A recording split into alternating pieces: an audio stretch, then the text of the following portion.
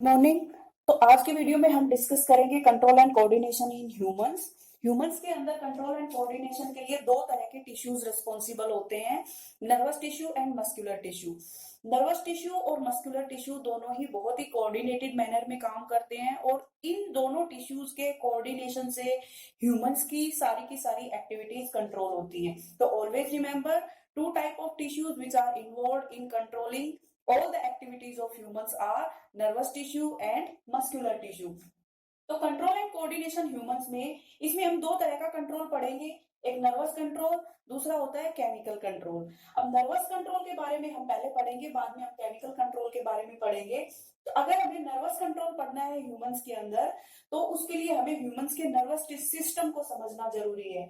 Humans के nervous system में basically तीन चीजें होती हैं, brain, spinal cord and different type of nerves. इन सब के बारे में वन बाय वन हम स्टडी करेंगे, लेकिन उससे भी पहले जो हमें पढ़ना है वो है न्यूरॉन के बारे में। न्यूरॉन के बारे में क्यों? क्योंकि ह्यूमंस का जो नर्वस सिस्टम होता है उसकी सबसे जो बेसिक यूनिट होती है, बेसिक स्ट्रक्चरल और फंक्शनल यूनिट, वो न्यूरॉन होता है। न्यूरॉन या इसी को आप नर्व सेल भी बोल सकते हैं। तो आपके 9th क्लास के बायोलॉजी के कोर्स में आपने डिफरेंट टाइप के एनिमल टिश्यूज पढ़े थे, वहां पे आपने नर्वस टिश्यू के बारे में डिटेल में पढ़ा है और वहीं पे हमने न्यूरॉन के बारे में भी पढ़ लिया है। तो अभी के वीडियो में आज मैं सिर्फ आपके सामने न्यूरॉन के स्ट्रक्चर को थोड़ा सा आपके सामने एक तरह से आपके माइंड में मैं उसको ब्रश अप कर रही हूँ।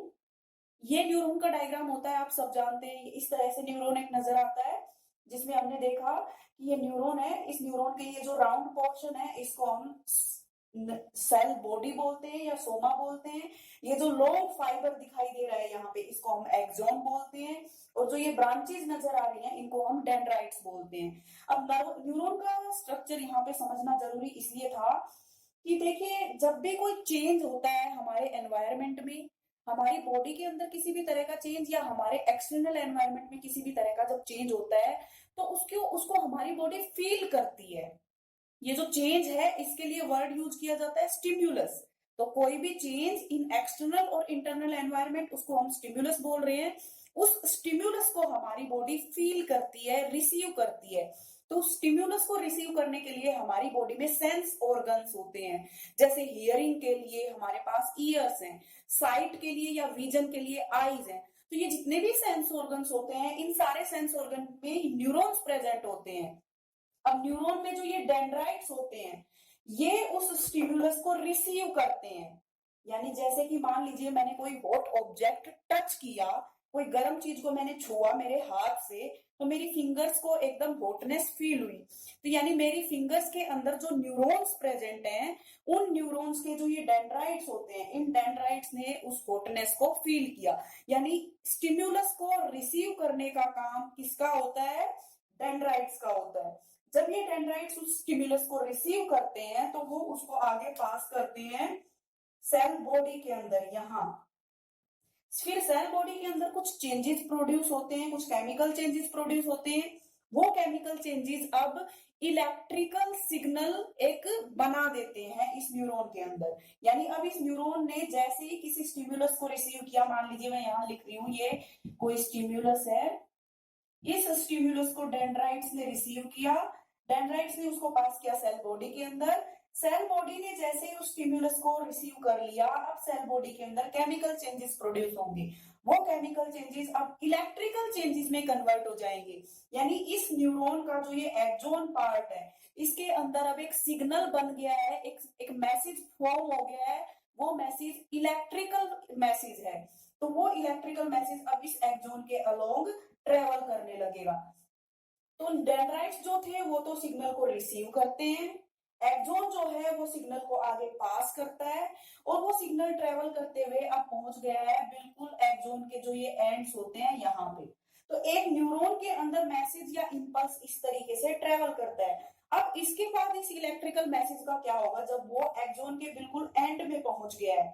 तो देखिए, एक न्यूरॉन के बाद अगली न्यूरॉन प्रेजेंट है इसके जस्ट पीछे। इस न्यूरॉन को मैंने नाम दिया N1, नेक्स्ट न्यूरॉन को मैंने नाम दिया N2।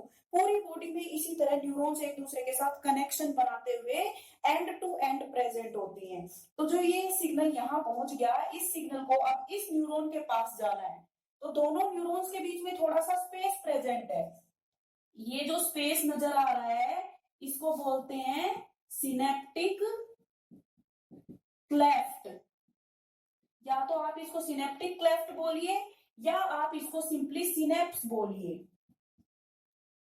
सिनेप्स, तो सिनेप्स क्या हो गया? The gap between two adjacent neurons, दो एडजेसेंट न्यूरॉन्स के बीच में जो कम्युनिकेशन गैप होता है, जो ये स्पेस होता है, इसको बोलते हैं सिनेप्स।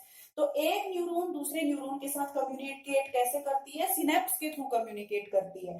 तो नेक्स्ट जो टॉपिक हम स्टडी करेंगे वो हम यही स्टडी करेंगे कि इस सिनेप्स के थ्रू किस तरीके से मैसेज जो है एक न्यूरॉन से दूसरे न्यूरॉन तक पास होता है। तो इस तरीके से इस वीडियो में मैंने आपको थोड़ा सा न्यूरॉन के डायग्राम के बारे में बताया और मैंने आपको बताया कि कैसे इंपल्स या कैसे जो इलेक्ट्रिकल मैसेज होता है वो एक न्यूरॉन के साथ उसकी लेंथ के अलोंग ट्रेवल करता है। नेक्स्ट में हम स्टडी करेंगे transmission of impulse through synapse या conduction of impulse between two neurons, इसके बारे में हम बात करेंगे नेक्स्ट वीडियो के अंदर। तो इस तरीके से जो न्यूरॉन्स हैं वो एंड टू एंड प्रेजेंट होते हैं और एक ये न्यूरॉन्स मैसेज को लेके कहाँ जा रहे हैं? ये ब्रेन तक लेके जा रहे हैं मैसेज को। तो कोई लास्ट में कोई न्यूरॉन होगा जो डायरेक्ट कहाँ होगा? ब्रेन के टच में होगा।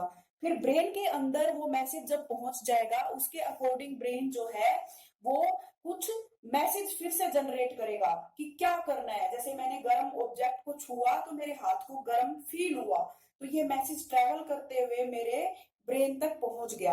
अब ब्रेन क्या करेगा? वापिस से कोई मैसेज भेजेगा इस हैंड के पास, हैंड की मसल्स के पास, कि आपको पीछे हटना है, अगर ऑब्जेक्ट गर्म है तो उसको छोड़ देना है।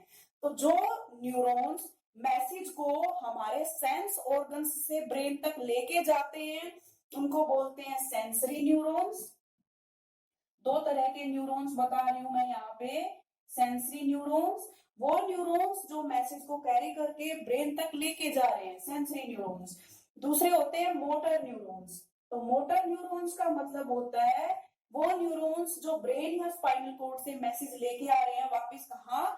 हमारे बॉडी के पार्ट्स तक, यानी ग्लैंड्स या कोई और टिश्यू या मसल्स उन तक जो लेके आ रहे हैं उनको कहेंगे मोटर न्यूरॉन्स। तो इस तरीके से हमने इस वीडियो में बात की। नेक्स्ट वीडियो में हम डिस्कस करेंगे इंपल्स कंडक्शन थ्रू सिनेप्स।